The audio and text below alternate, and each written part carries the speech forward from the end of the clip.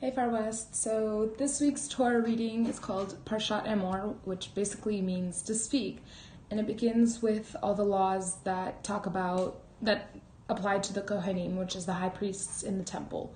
So basically they talk about how a Kohen is not going to become ritually impure if they contact a dead body, and if like a relative dies, like the Kohen is still pure.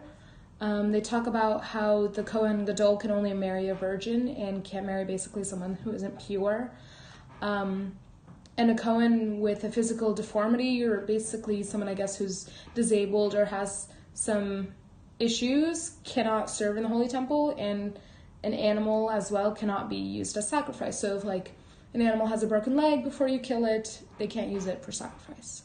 So another part that they talk about is how if they want to sacrifice a calf, they have to leave it with the mother for the first 7 days, and then they can sacrifice it.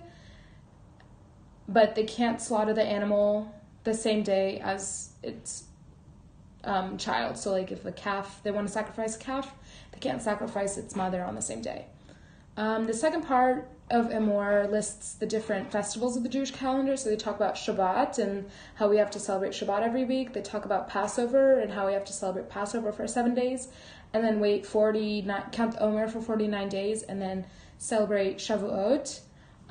They talk about Sukkot, the Sukkot festival, and how we have to sit in our huts or tents or our little sukkahs for 7 days, and then celebrate Shmini Atzeret afterwards.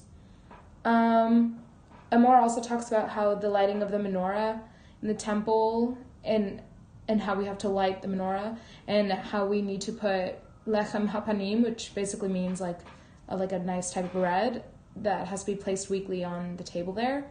And then it ends with how if a man kills somebody, it talks about the penalties that they have to face, and if they injure somebody or if they hurt somebody or their property, all the penalties that a person has to face if they break one of those rules. So, cool. See ya soon, Far West.